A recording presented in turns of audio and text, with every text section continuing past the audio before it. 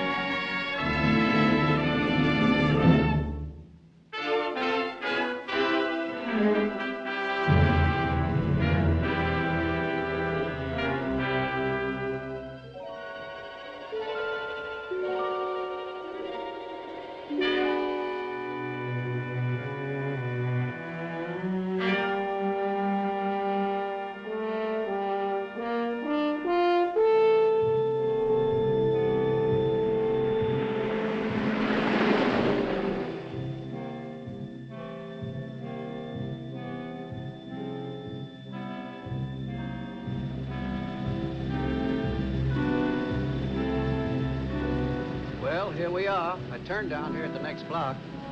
Thanks, mister. I'll get off there.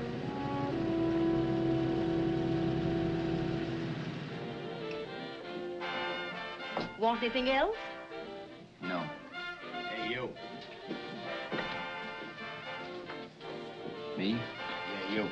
So where you heading? East. Too bad. I thought if you was heading north, I might be able to help you out. I'm pushing the Salt Lake, and I don't like to ride it alone at night. I'm one of those guys that got to talk or I fall asleep.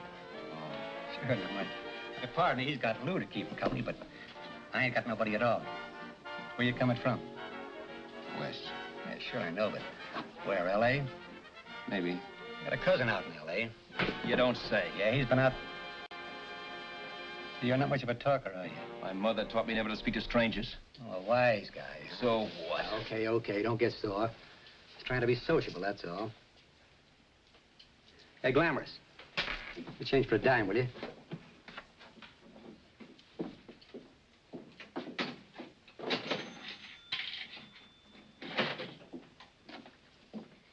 Let's have something quieter this time, Joe. My head's splitting. Is that what's wrong with it?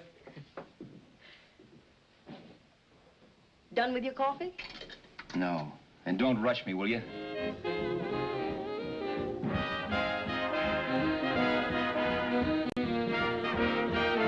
Hey, turn that off. Will you turn that thing off? What's eating you now? Yeah, what's eating you? That music, it stinks. Oh, you don't like it, huh? No, turn it off. Oh, wait a minute, pal. That was my nickel, see? This is a free country. And I play whatever I want to. Okay. Sure, and if you don't like it, you don't have to listen to it. And you can leave here anytime you want to. Okay, I'm sorry I asked. First good piece played tonight and you don't like it. Some people just ain't got any good taste.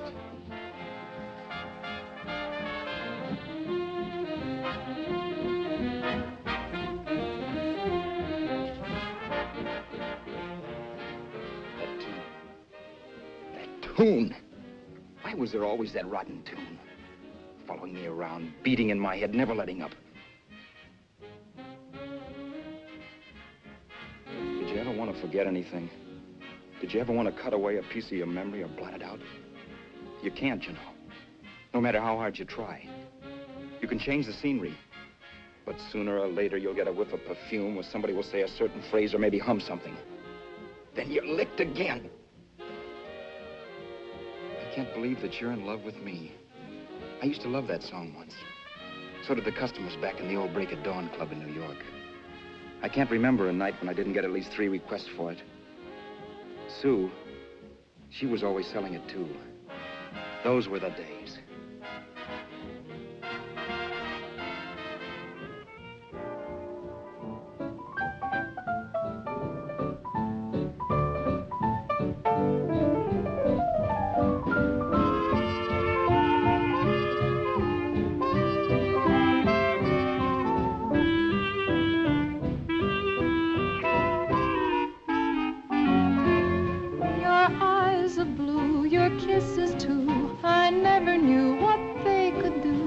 I can't believe that you're in love with me. You're telling everyone you know that I'm on your mind each place you go. They can't believe that you're in love with me. I have always placed you far above me. I just can't imagine that you love me. And after all is said and done, to think that I'm the lucky one, I can't believe that you're in love with me.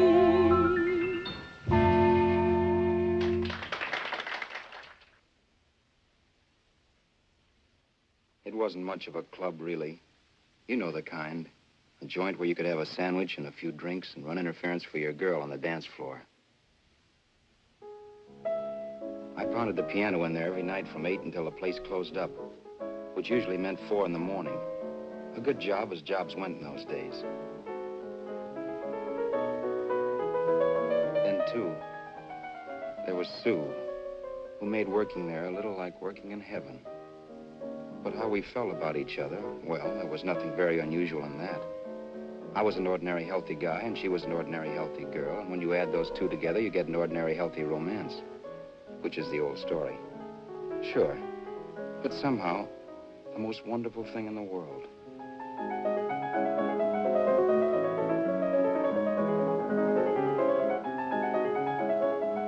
All in all, I was a pretty lucky guy.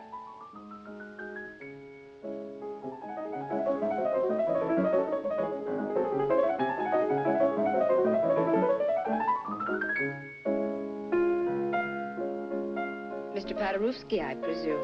It's beautiful. You're going to make Carnegie Hall yet, Al? Yeah, as a janitor. I'll make my debut in the basement. I don't blame you for being bitter, darling, but you mustn't give up hope. Why, someday... Yeah, someday. If I don't get arthritis first. In the meantime, let's blow this trap.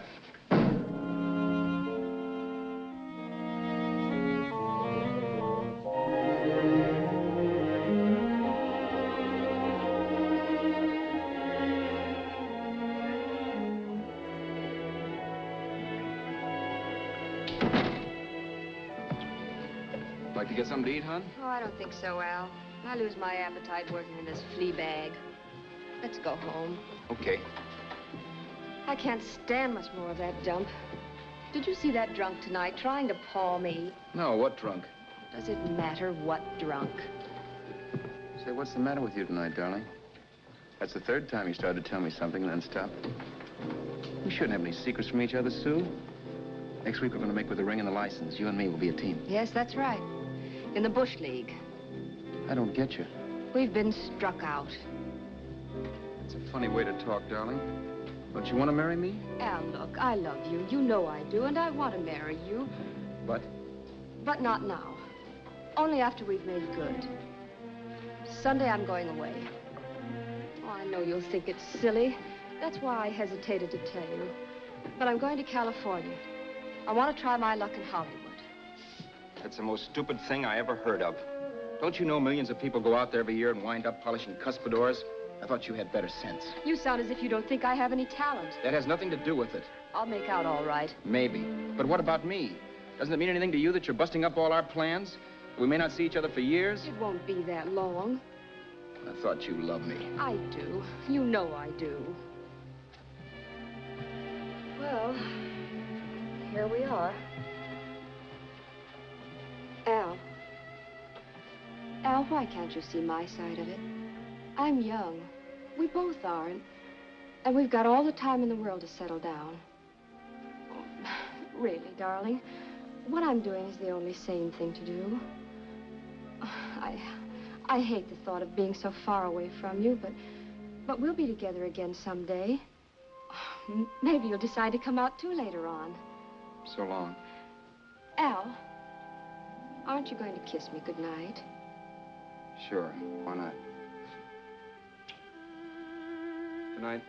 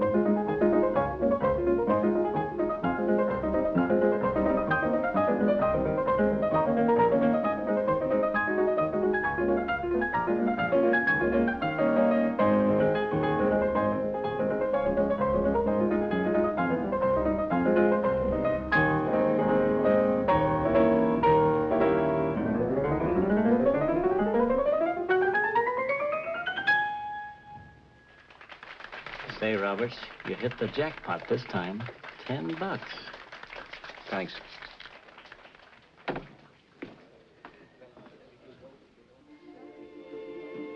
So when this drunk handed me a 10 spot after a request, I couldn't get very excited. What was it, I asked myself? A piece of paper crawling with germs. Couldn't buy anything I wanted. It couldn't... Then I thought of something.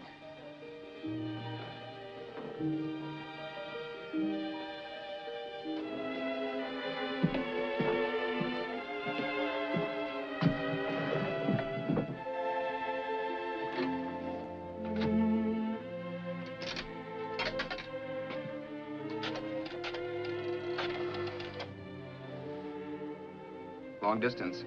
I'd like to put a call through to Los Angeles. Miss Harvey. Sue Harvey, Harvey.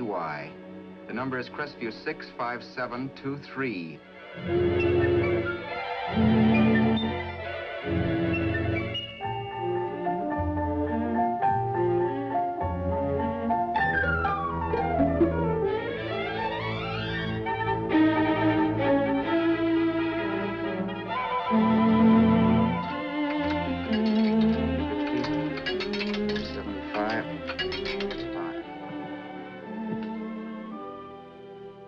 Hello, Sue? This is Al. Oh, baby, it's great to hear from you, too. What's that? You do? Oh, me too, darling. I thought I'd go batty without you. I just had to... Huh? You're working as a hashlinger? Gee, honey, that's tough. Those guys out in Hollywood don't know the real thing when it's right in front of them. You just stick it out, Sue, baby. Keep going around to those casting offices. I'm sure you'll click. Look, I'll tell you what. You stay put out there, I'll come to you. No, don't try to stop me. Just expect me. Train? Who knows? Train, plane, bus, magic carpet. I'll be there if I have to crawl. If I have to travel by pogo stick. And then, let's get married right away, huh? That's the stuff. That's what I've been wanting to hear you say. Well, goodbye for now. I'll be seeing you soon. Yeah. Bye. The only way I could cross country was to thumb rides. For even after hawking everything, I only had enough money to eat. Money. You know what that is. It's the stuff you never have enough of. Little green things with George Washington's picture that men slave for, commit crimes for, die for. It's the stuff that has caused more trouble in the world than anything else we ever invented. Simply because there's too little of it. At least I had too little of it. So it was me for the thumb.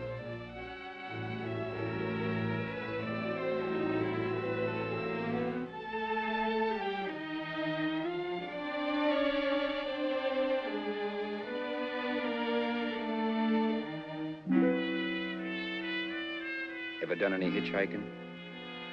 It's not much fun, believe me. Oh, yeah, I know all about how it's an education and how you get to meet a lot of people and all that. But me, from now on, I'll take my education in college or in PS 62, where I'll send $1.98 in stamps for 10 easy lessons.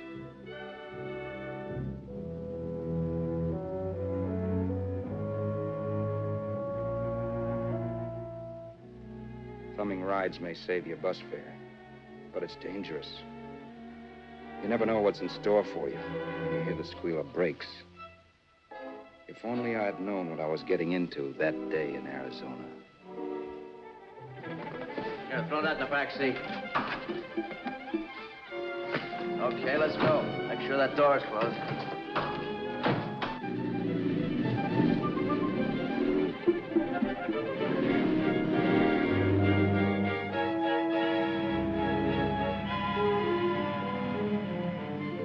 You know, Emily Post ought to write a book of rules for guys thumbing rides.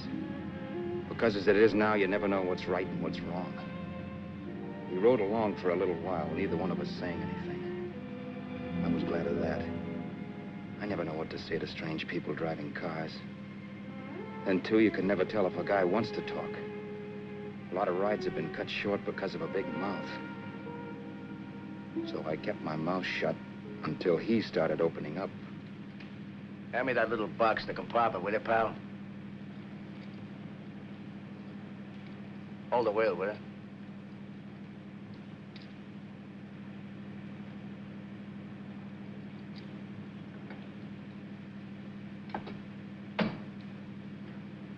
How far are you going? L.A. Wow, you're really traveling, aren't you?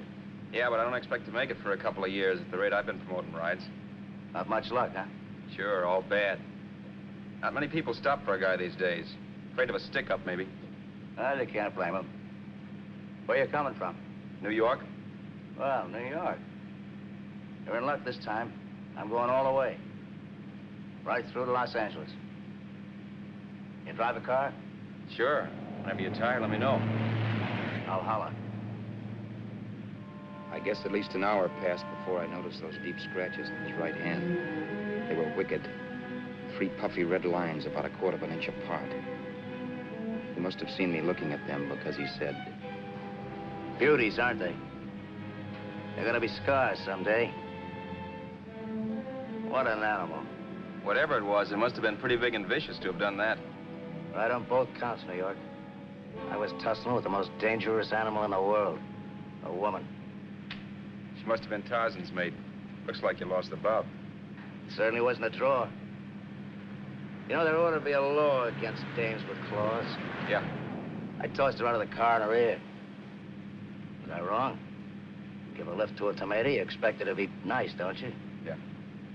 After all, what kind of dame some rides? Sunday school teachers? Yeah. A little witch. She must have thought she was riding with some fall guy. And me, who's been booking horses around racetracks since I was 20. I've known a million dames like her. 2 million. Yeah. Stopped the car, opened the door. Take it on the Arthur Duffy sister, I told her. That's the stuff. As I was done, huh? But if you want to see a real scar, brother, get a load of this. What? I got that one, too. Dooley? Yeah, we're just kidding, of course. My dad owned a couple of Franco-Prussian sabers. Kept them on the wall for decorations. Well, one day, another kid and I took them down when the old man wasn't around. Had a duel. He got me in the arm here. Pretty mean cut. Infection set in later. Yeah, I can see that. Now, give me that box again, will you? Yeah.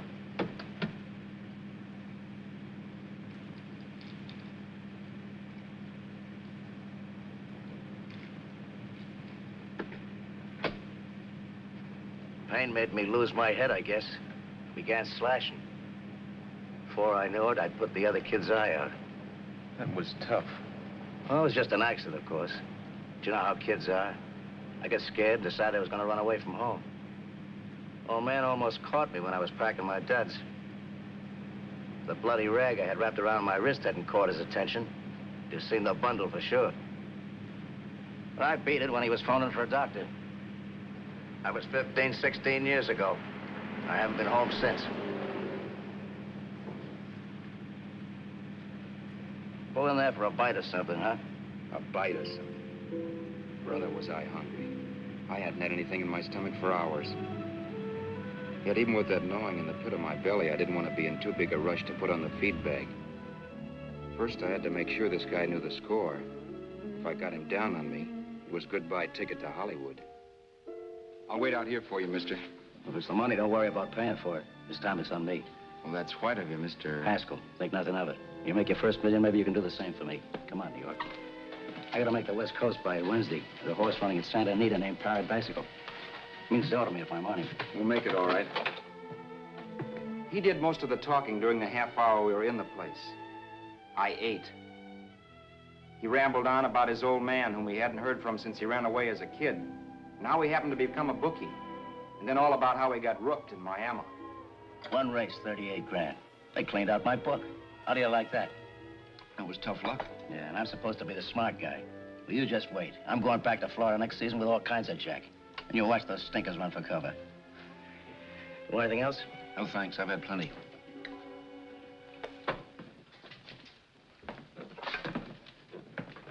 That check there, sister? Oh, just a minute. Your change, sir. Keep it, sister. Oh, thank you, sir. Call again. I'll be waiting outside for you when you finish work. Sharp check, huh?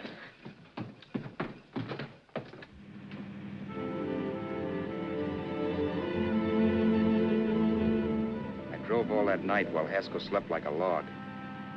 After a while, I began to get sleepy myself.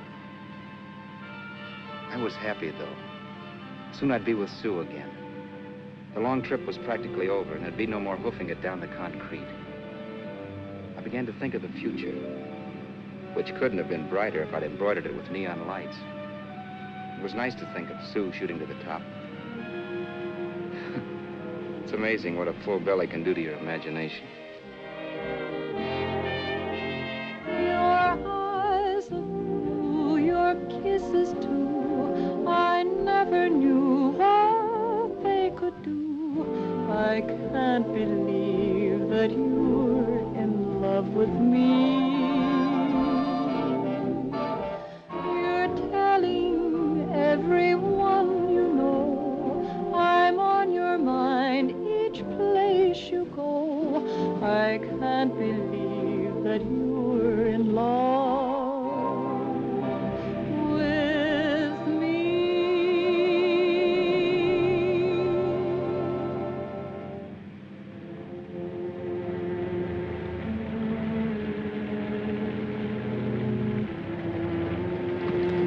Mr. Haskell.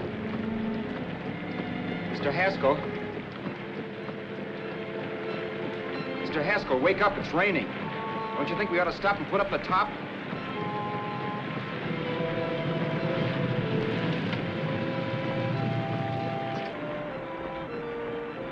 Mr. Haskell, I'm going to put up the top.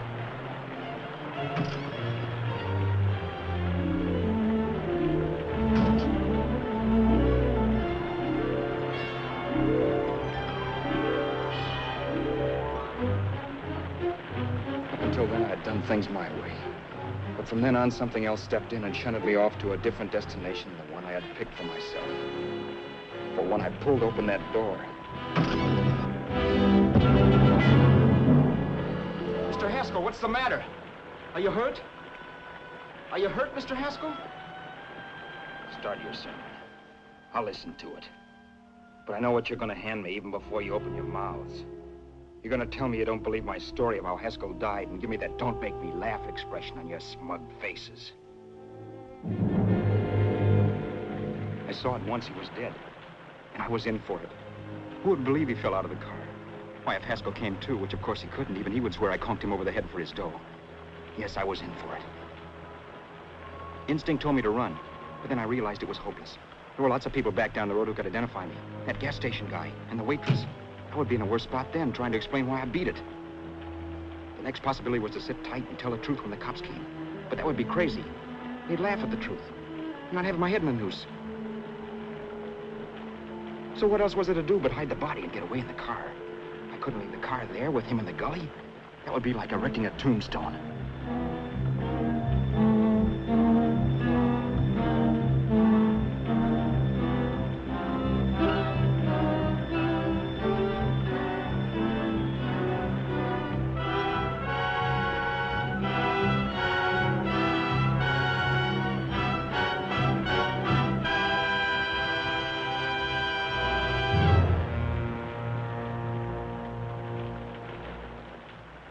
My idea was to cover him with brush, not to rob him. But then I remembered that even if I only drove the car for 100 miles or so, I would need money for gas. Besides, it was stupid of me to leave all that money on a dead man. Not only that, I'd have to take his driver's license in case I was stopped for something. I didn't like to think about it, but by that time I'd done just what the police would say I did, even if I didn't. My clothes. The owner of such an expensive car would never be wearing them. Some cop might pull me in on suspicion.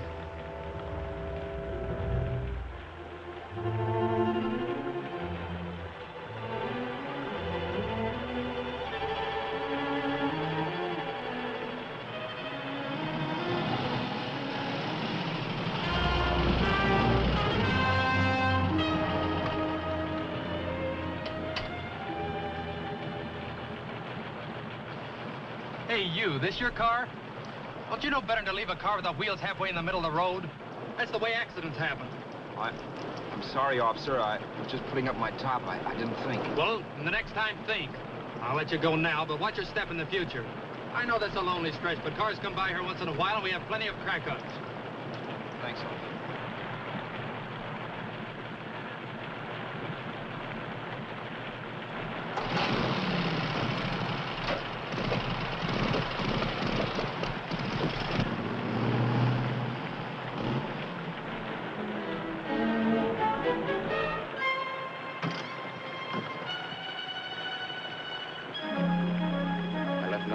To give me away as Roberts. If they found a dead man in the gully now, it would be me.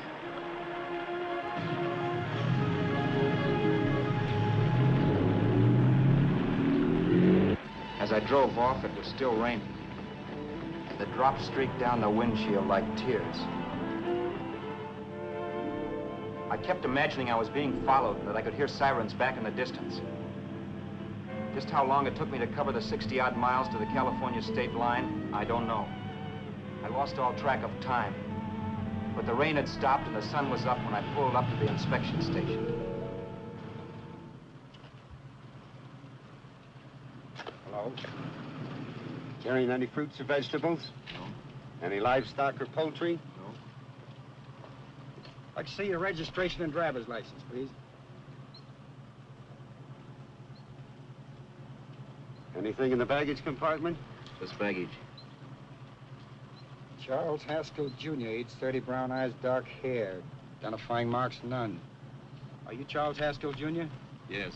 Well, remember, if you're employed and you stay over 30 days, you take out California plates. All right, officer, but I'll only be in the state a short while. Right, you can go now.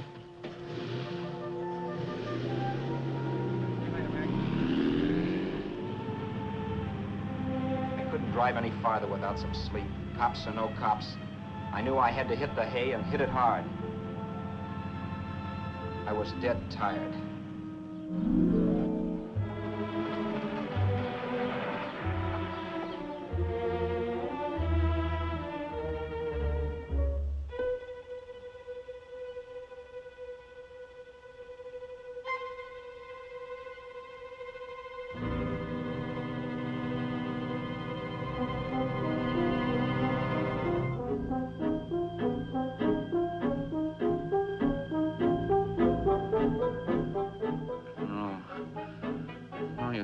Mr. Haskell. No.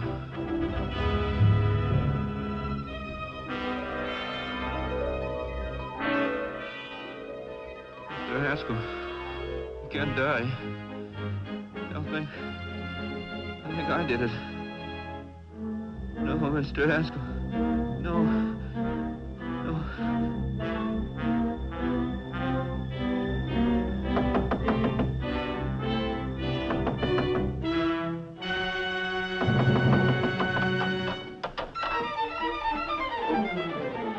Who's there? It's the maid. Can I come in and clean? Later. In a half hour. All right, sir.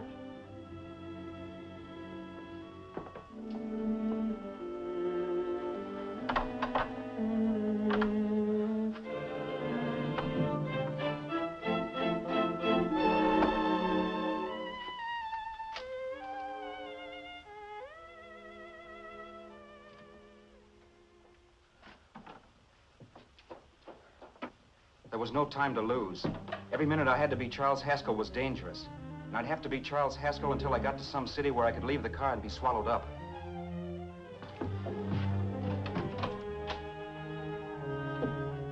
That meant driving the car as far as San Bernardino, maybe even to Los Angeles. In a little town, I might be noticed, but in a city, I should be safe enough. Then, after I ditched the car, I could go on to Sioux. But those 5 minutes at the state line made me realize it might be a good idea to find out a little bit about Mr. Haskell. Then, if anybody asked me questions, I could give the right answers. The first thing I found out was that I had $768. This was a lot of jack, but believe me, it was the kind of money I'd rather not have.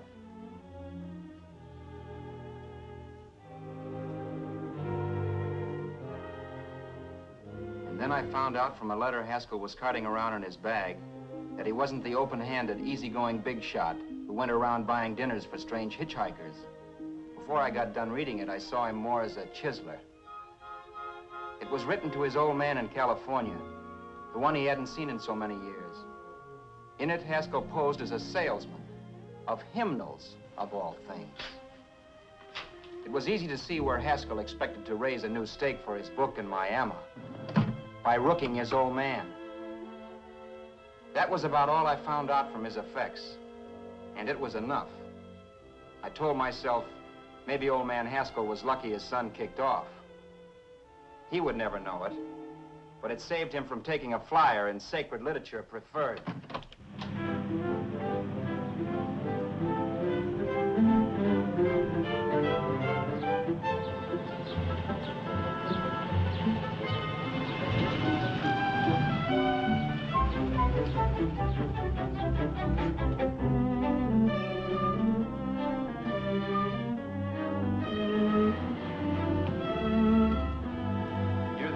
At Desert Center, I pulled up for water.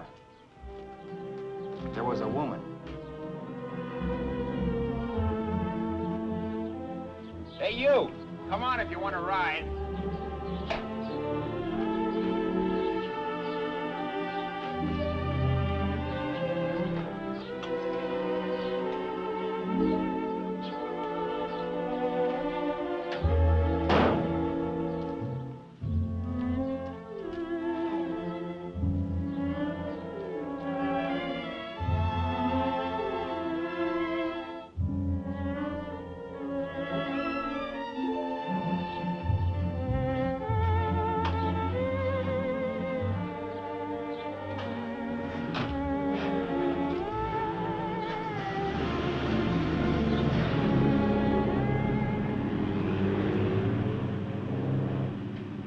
How far are you going? How far are you going? That took me by surprise, and I turned my head to look her over. She was facing straight ahead, so I couldn't see her eyes. But she was young, not more than 24. Man, she looked as if she'd just been thrown off the crummiest freight train in the world. Yet, in spite of this, I got the impression of beauty. Not the beauty of a movie actress, mind you, or the beauty you dream about when you're with your wife, but a natural beauty. A beauty that's almost homely because it's so real. Then suddenly she turned to face me. How far did you say you were going? Los Angeles? L.A.? L.A.'s good enough for me, mister. That's what I was afraid of. What'd you say? Oh, nothing, just thinking out loud. People get in trouble for doing that. What's your name? You can call me Vera if you like. You live in Los Angeles? No. Where are you coming from? Oh, back there. Needles? No. Oh, sure, Phoenix. You look just like a Phoenix girl. Are the girls in Phoenix that bad? The girl must have been pretty tired, because she fell asleep not 20 minutes after she stepped into the car. She lay sprawled out with her head resting against the far door, like Haskell. I didn't like that part of it much, but I didn't wake her up. It wasn't that this girl still worried me. I'd gotten over that funny feeling I had when she looked at me, which I put down as just my jangled nerves. With her eyes closed and the tenseness gone out of her, she seemed harmless enough. And instead of disliking her, I began to feel sorry for her. The poor kid probably had had a rough time of it. Who was she, anyway? And why was she going to Los Angeles? And where'd she come from in the first place? The only thing I knew about her was her name. Not that it made any difference. A few hours more and we'd be in Hollywood. I'd forget where I parked the car and look up Sue. This nightmare of being a dead man would be over. Who this dame was, well, it was no business of mine. Where did you leave his body? Where did you leave the owner of this car? You're not fooling anyone.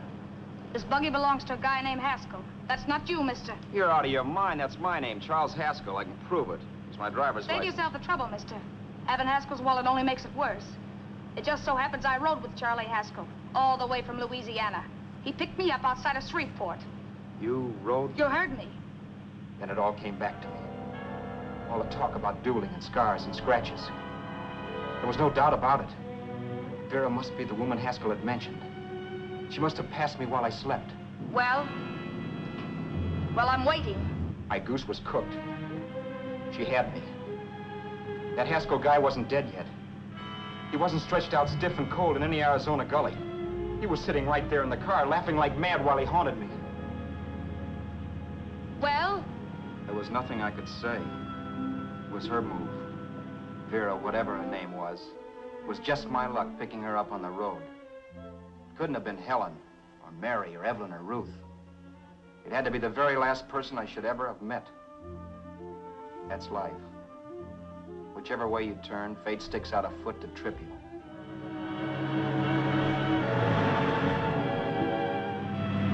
I told her everything, but she didn't believe my story. I should have saved my breath. That's the greatest cock and bull story I ever heard.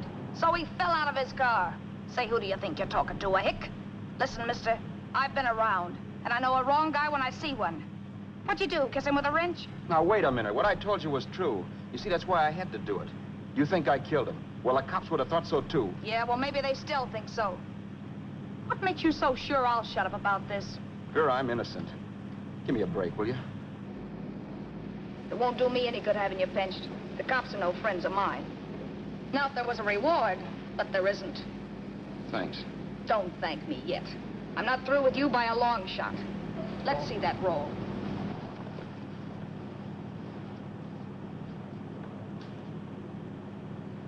Is that all Haskell had? Isn't it enough? No, I thought he had more.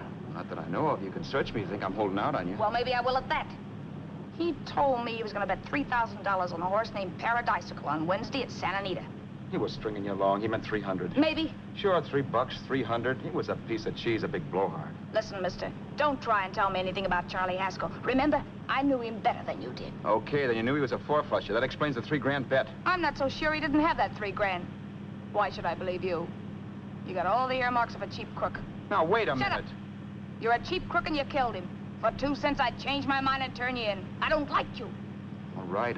Don't get sore. I'm not getting sore. But just remember who's boss around here. If you shut up and don't give me any arguments, you'll have nothing to worry about. But if you act wise, well, mister, you'll pop into jail so fast it'll give you the bends. I'm not arguing. Well, see that you don't. You know, as crooked as you look, I'd hate to see a fella as young as you wind up sniffing that perfume that Arizona hands out free to murderers. I'm not a murderer. Of course you're not. Haskell knocked his own head off. He fell, that's how it happened, just like I told you. Sure, and then he made you a present of his belongings. I explained why I had to do that.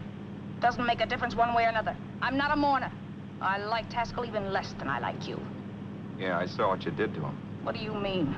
Well, scratches on his wrist. Sure, I scratched him. I'll say you did.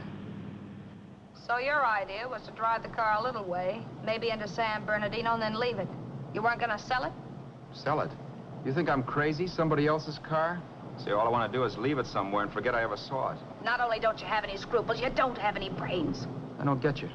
Maybe it's a good thing you met me. You'd have got yourself caught, sure. Why, you dope. Don't you know a deserted automobile always rates an investigation? Huh? Look, the cops find a car. Then they get curious. They wonder where the owner is. So, all right, they don't trace Haskell. They trace you. I never thought of that. The only safe way to get rid of the car is to sell it to a dealer. Get it registered under a new name. Say, stop at the next store. I want to get a bottle and do some shopping before we hit L.A.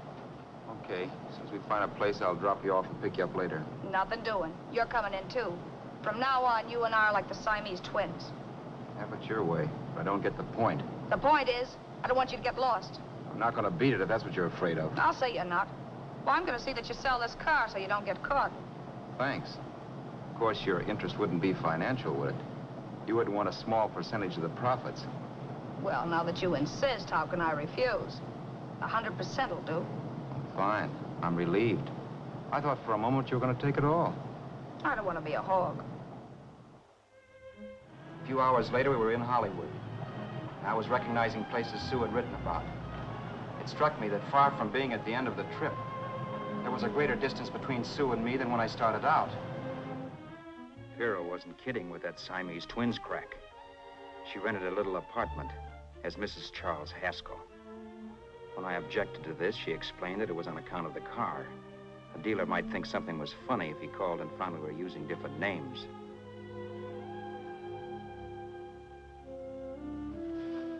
Home, sweet home. Yeah. Not bad, either.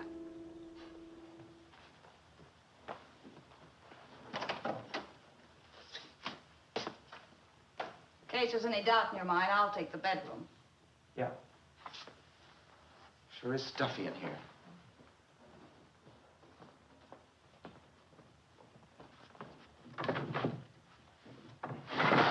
Keep the window shut. Okay. The old crow downstairs said there's a folding bed behind this door.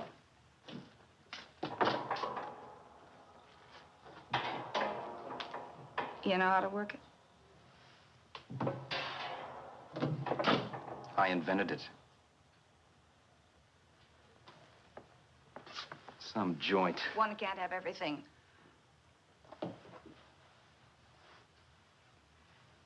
I'm first in the bathtub. I don't know why, but I figured you would be.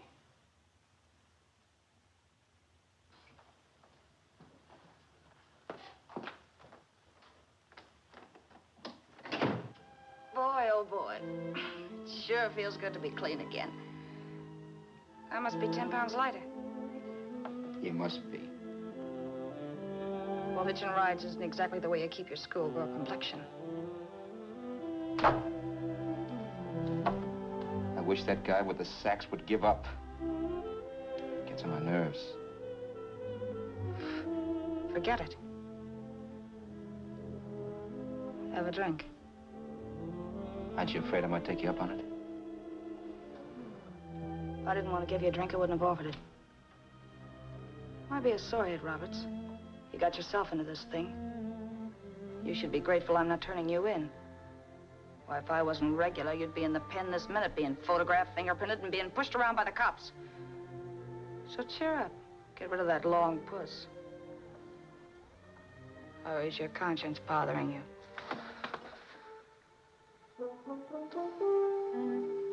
No. It isn't. Swell.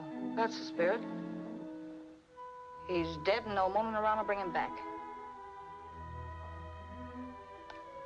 Anyway, I never could understand this worrying about something that's over and done with. Now, look, Vera, for the last time, I didn't kill him.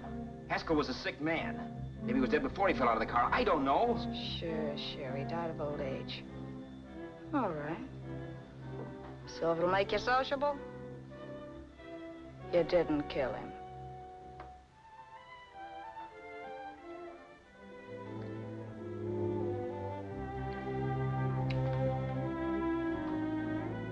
Thanks.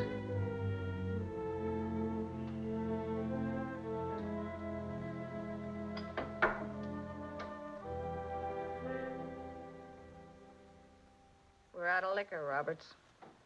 Yeah. Too bad. I felt like getting tight tonight. Well, I think you succeeded. Am I tight? As a prima donna's corset. That's good. I wanted to get tight. Why? What have you got to get tight about? Oh, I don't know. Few things. Huh. You should have my worries. If I had your troubles, I'd stay sober. And I've got the key to that door. Yeah. Maybe you're right. I'm always right. You know, I don't like your attitude, Roberts. Well, there's a lot of things I don't like. Sure. But life's like a ball game. You gotta take a swing at whatever comes along before you wake up and find it's a ninth inning. I bet you read that somewhere. That's the trouble with you, Roberts. All you do is bellyache. But I've taken it easy and, well, trying to make the best of things. But maybe that's what's wrong with the whole world. Get the professor. People knock themselves out trying to buck fate. Now, take you, for instance. You're lucky to be alive. Why, suppose Haskell had pulled open your door. You'd be playing a harp now. Think of that. You think of it. I'm tired of thinking. There's plenty of people dying this minute. I would give anything to trade places with you. I know what I'm talking about. I'm not so sure. At least they know they're done for. They don't have to sweat blood wondering if they are. Your philosophy stinks, pal. We all know we're gonna kick off someday. It's only a question of when. But what's got us on this subject anyway? We'll be discussing politics next. Yeah. Where'd you hide the butts? On the table, sucker.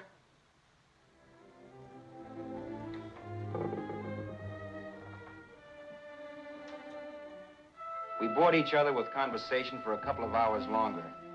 Every 5 minutes, one of us was wishing we had another bottle or a radio or something to read. Then finally, we ran out of chatter. I know it's only 11 o'clock, but I want to get up early and make the rounds of the used car lots. No hurry about that. We've got all the time in the world. Maybe you have, but if you think I want to stay cooped up in this place any longer than I have to, you're batty. It's not a bad place. We pay plenty for diggings like this in New York.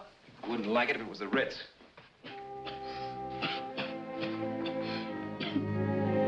Rotten liquor. You got a mean cough. Want to do something about it. I'll be all right. That's what Camille said. Nobody you know. Wasn't that the dame that died of consumption? Yeah. Wouldn't it be a break for you if I did kick off? You'd be free with all Haskell's dough and car. I don't want to see anybody die. Not even me. Especially not you. One person died of me. If you did, well, that's all I need. You don't like me, do you, Roberts? Like you. I love you. My favorite sport is being kept prisoner. After we sell the car, you can go to blazes for all I care, but not until then.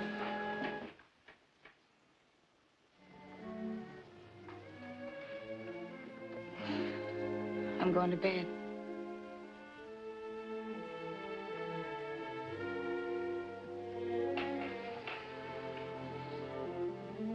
Good night, Roberts.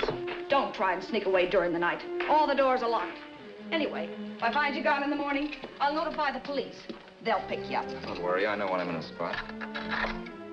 Well, good night. I hope that portable rack isn't too uncomfortable for you. Don't lose any sleep over it, will you, Gerda?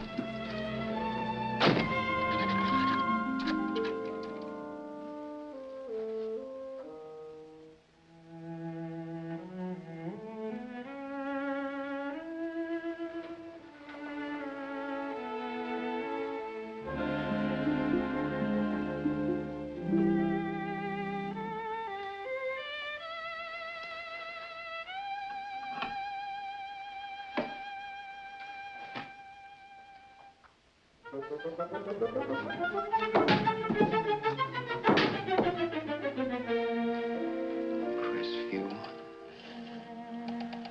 6, 5, 7, 2, 3. Hello? Hello? Hello? Hello?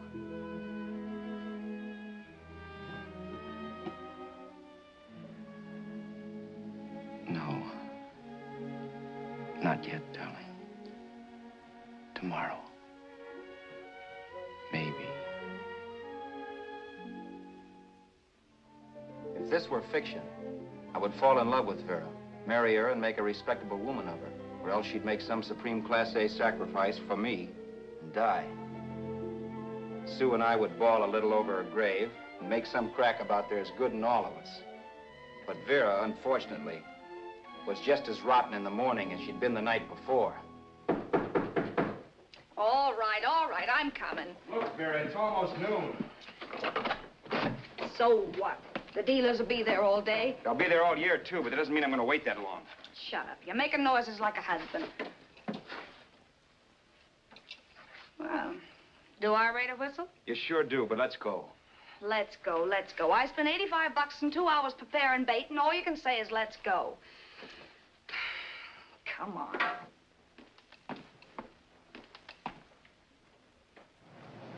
We passed a few used car lots last night down this way.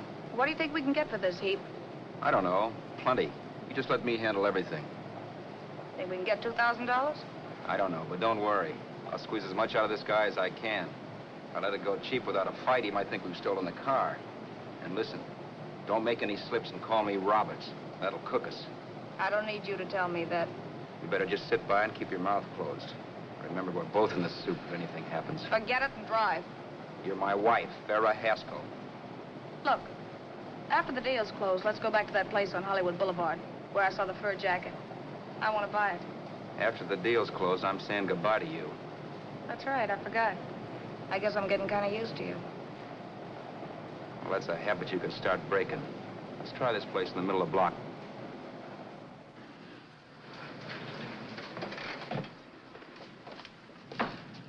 Good afternoon. What can I do for you? We're interested in selling a car. If the price is right. Well, if it's in good mechanical condition, it should blue book for about $1,600. Tony, take a look at this motor. 1,600. Are you kidding?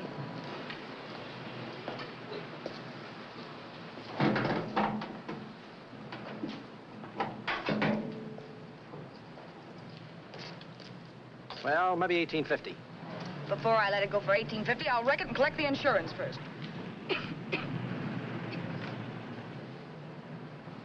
Lady, this motor's seen a lot of driving.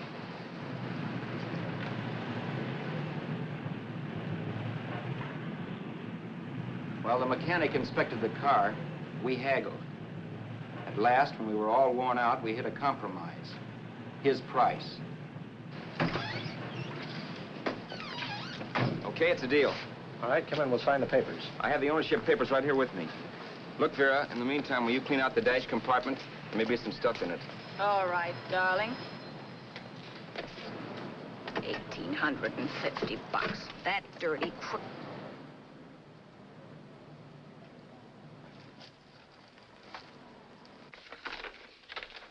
New York, huh? Yeah. But you bought the car in Miami? Yeah. Well, now let's see about the insurance. We can either have it transferred or canceled. What kind of insurance do you have, Mr. Haskell? Well, aren't all the papers there? I don't see any. Surely you know what type of insurance you carry in the car. The name of the company? Yeah, but, Well, if you'll just tell me the name of the company, I'd be very glad to take care of all the details. Well, Did you sign the papers yet? not yet. Well, don't. We're not selling the car. Oh, wait a minute, Miss Haskell. Come on, darling. What's the matter? You changed your mind? Yes, I'm sorry. I guess I have. But, Vera... Let's go.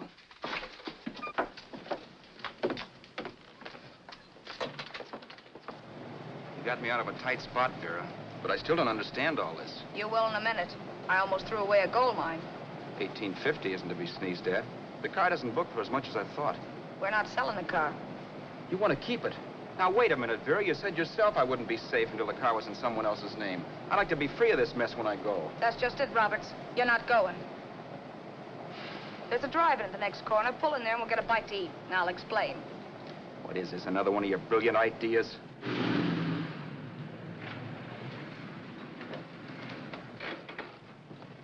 Oh, can I take your order? Make mine a ham sandwich and coffee. And for you, sir? Oh, I don't care. The same. Thank you.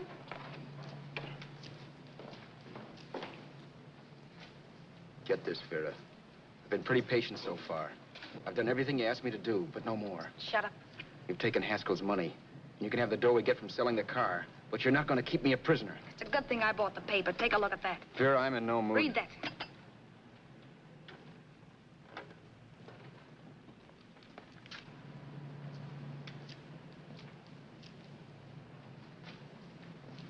No. Yes. No, I won't do it. Yes, you will. You think I'm crazy? It's impossible, I tell you. Excuse me.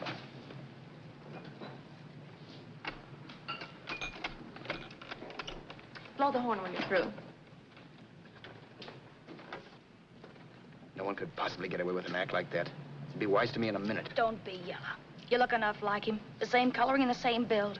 See how his clothes fit you? No kidding, you almost had me fooled for a while. Oh, grow up, Vera. Don't you think a father knows his own son? And there must be other relatives. The father won't have to know you. We'll wait till he gives up the ghost. He's an old geezer and he won't pull through. And as far as other relatives are concerned, they haven't seen you in 15 or 20 years. Eat. I'm not hungry.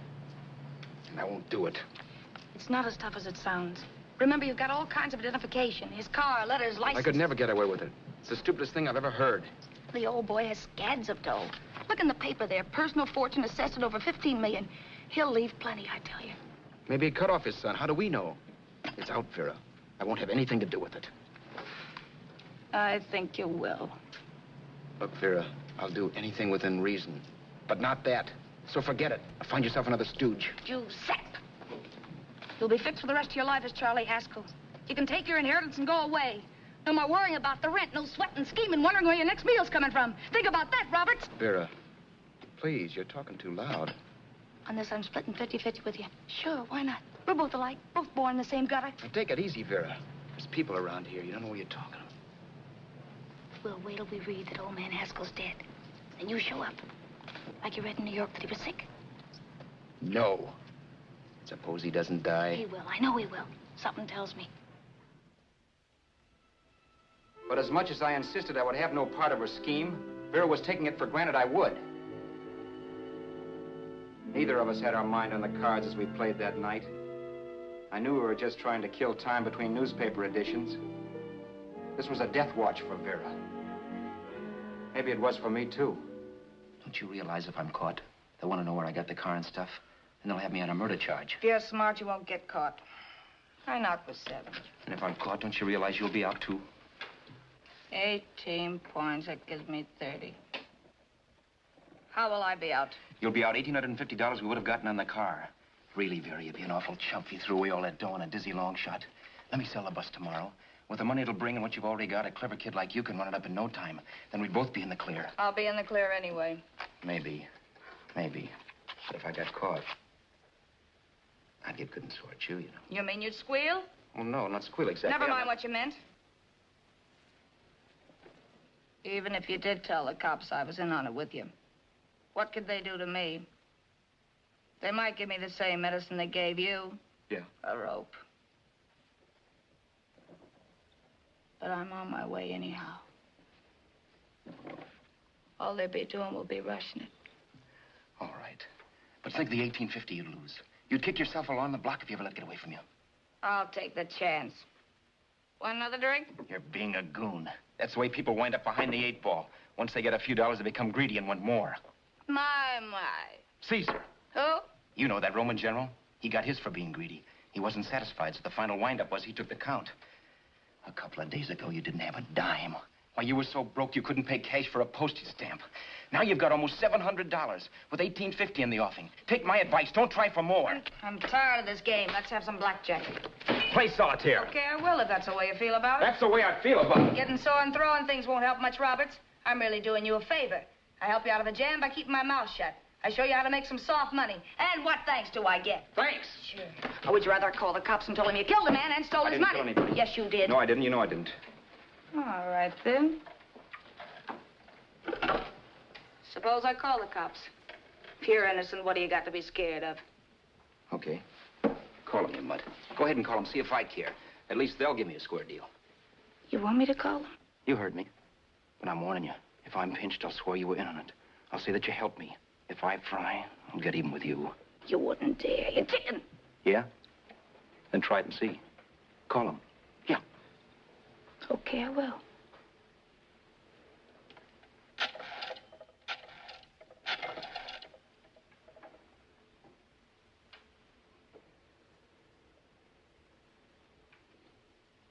Information?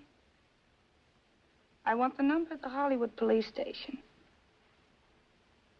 Okay, I got it. Thanks. Wait a minute, Vera. You wouldn't do that. Oh, wouldn't I? Give me that and I'll show you if I would. Take it easy now. Let's talk this over. This was early in the evening, and the conversation, while hectic, was at least pitched low. But as the minutes passed, and more obstacles to her plan popped into my head, the air got blue. Each word coming from our lips cracked like a whip. I reminded her that as Charles Haskell, I didn't even know my mother's name, where I'd gone to school, the name of my best friend, whether I had an Aunt Emma or not, my religion, and if I'd ever owned a dog. I didn't even know what my middle initial stood for. I also pointed out that the real Haskell had a scar on his forearm. His people never saw that scar. He told me he ran away right after putting out the kid's eye. Yeah, but his father knew he was cut. It'd have to be some kind of a mark. So what? The old man's dead, or will be. I hope by tomorrow morning's papers. Anyway, you could cut yourself a little, couldn't you? Boy, for that kind of dough, I'd let you cut my leg off. You're drunk and you're crazy mad, Vera. Turn me in if you want to, but I won't get mixed up in this. Besides, how do we know? Haskell was such a phony. Maybe it wasn't the man's son at all. Maybe he just dreamed it up. Well, dreaming or not, you won't be dreaming when the law taps you on the shoulder. There's a cute little gas chamber waiting for you, Roberts. And I hear extradition to Arizona's a cinch. Where's that phone? Vera! Leave me alone! Vera! Here! I want a phone call, police. I hate you, you stinker. You leave me alone. I'll let you alone when you promise to leave the phone where it is. You're drunk. You don't know what you're doing. You're hurting me. Will you promise? All right.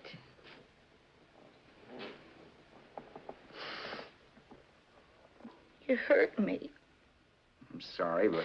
And it's hot in here. Open up a window. It's not hot. Don't tell me. Now, do you do it or do I do it? You're no gentleman, see? Yeah. All right. I'll open up the window. Vera!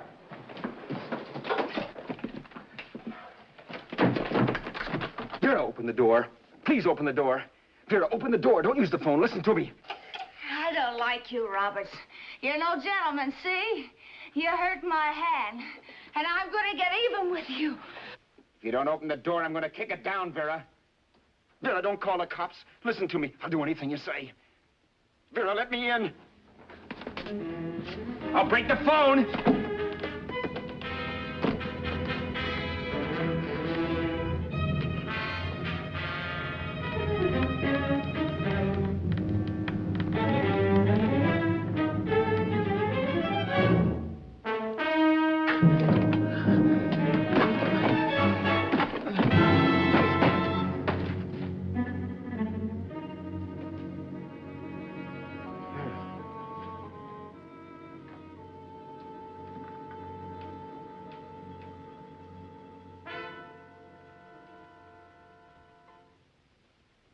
The world is full of skeptics.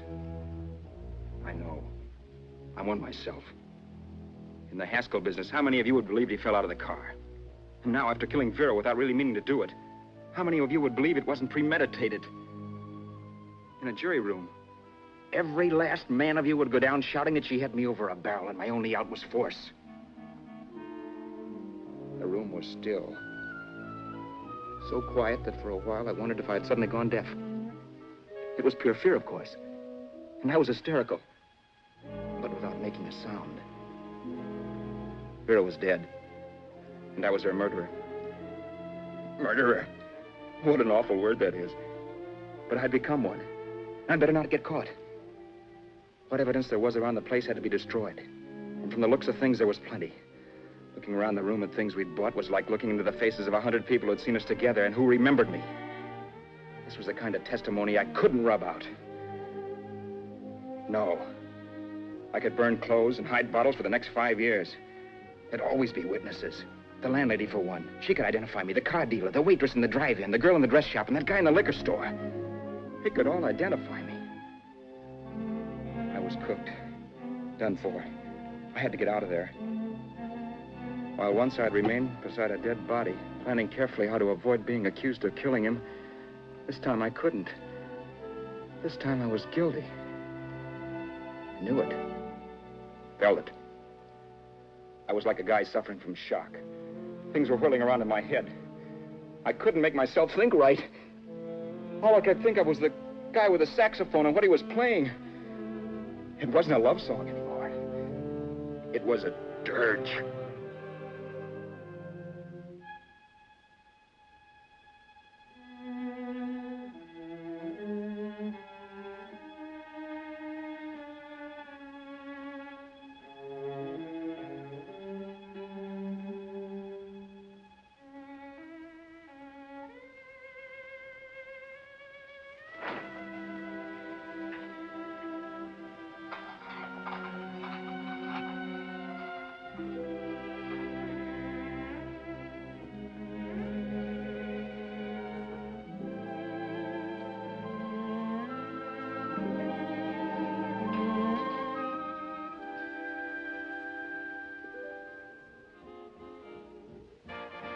My problems weren't solved.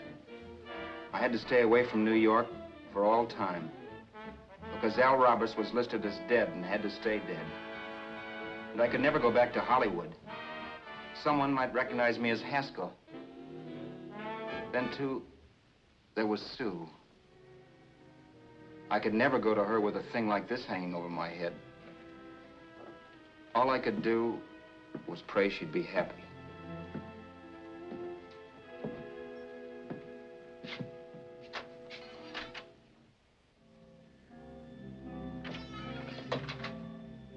I was in Bakersfield before I read that Vera's body was discovered, and that the police were looking for Haskell in connection with his wife's murder.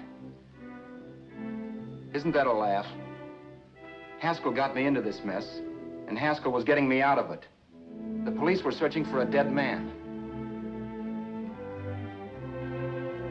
I keep trying to forget what happened, and wonder what my life might have been if that car of Haskell's hadn't stopped. But one thing I don't have to wonder about. I know. Someday a car will stop to pick me up that I never thumbed.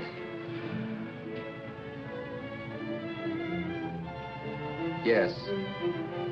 Fate, or some mysterious force, can put the finger on you or me for no good reason at all.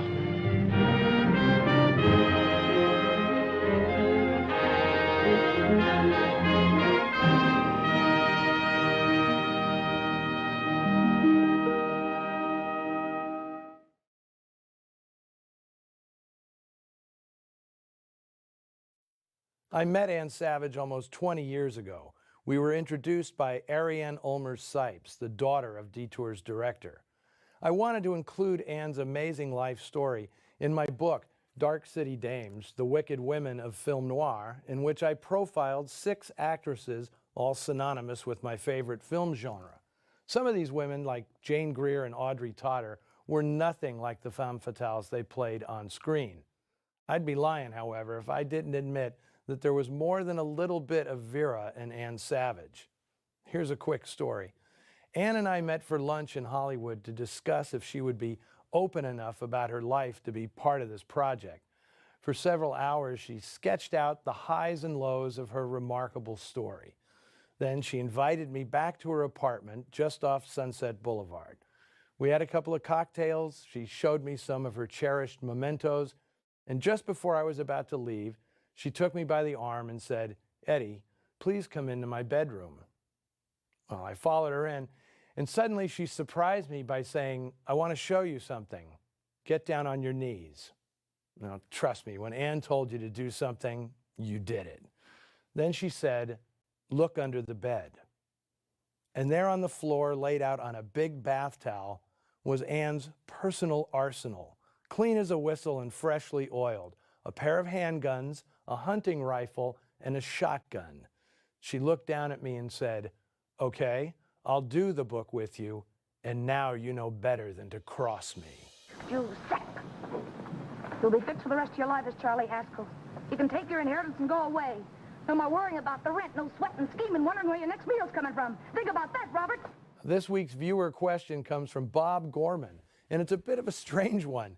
He writes, "Detour is the quintessential film noir, yet it is so badly shot and acted that it should have disappeared into obscurity years ago. What is it about this small film that still packs a wallop decades after it was made?" Well, Bob, the reason is that Detour works brilliantly on its own terms. Great films create their own internal logic, aka suspension of disbelief, which good filmmakers inject into viewers almost subliminally. It has nothing to do with objective standards of believability or authenticity. It's memory, not real life. And I'd contend that Detour is neither badly shot nor badly acted, given its short length and paltry budget. Ulmer had no time or money to waste. His strategy was to tell this tawdry tale in a heightened, almost surreal shorthand. Detour's low-rent, ramshackle feel, it's the very thing that makes it distinct and memorable. Now remember, if any of you have a question, be sure to follow Noir Alley on Facebook and Twitter, or use hashtag Noir Alley to share your thoughts with us and other film noir fans. I wish I had the chance to tell the tale of Tom Neal, a bizarre life story saturated in sex and violence with several tragic twists and turns. But that's a tale for another time. Join me next week in Noir Alley when we leave Poverty Row and venture to ritzy glitzy MGM for one of the best A-list noirs of the 1940s. In the meantime, do I even have to tell you? Don't stop for hitchhikers.